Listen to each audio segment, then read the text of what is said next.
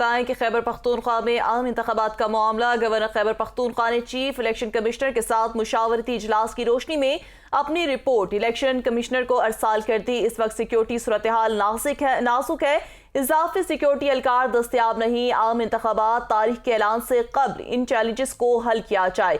Election تاریخیں وزارت دفاع اور داخلہ سمیت شراکت داروں کے اعتماد میں لے کر مقرر کی جائے۔ اسی حوالے سے مزید تفصیلات جانتے ہیں ہمارے نمائندے احسن واحد سے۔ جی احسن واحد، اپڈیٹ کیجیے گا۔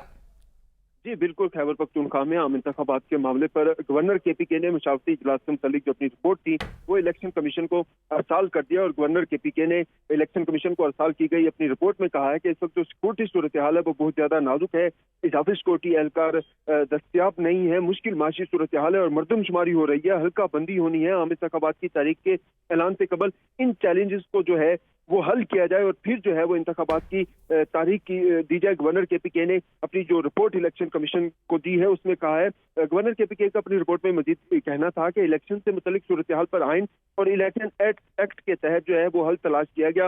الیکشن کی تاریخ وزارت دفاع اور داخلہ سمیت دیگر شراکت داروں کو اعتماد میں لے کر رکھی جائے اور اس کے بعد جو ہے وہ الیکشن کی تاریخ کا جو ہے اعلان کیا جائے۔ اس سے پہلے جو ہے وزارت دفاع اور وزارت داخلہ سے جو ہے وہ ایک مشاورت کی جائے اور ان کو جو ہے وہ اعتماد میں لے کر تاریخ دی جائے۔ انہوں نے رپورٹ میں یہ بھی کہا کہ دہشت گردوں کے خلاف چند ماہ میں آپریشن ختم ہوگا، اس کو بھی مد نظر رکھا جائے۔ خیبر پختونخوا میں دہشت گردی کی جی اپڈیٹ کرنے کے لیے احسن واحد بہت شکریہ۔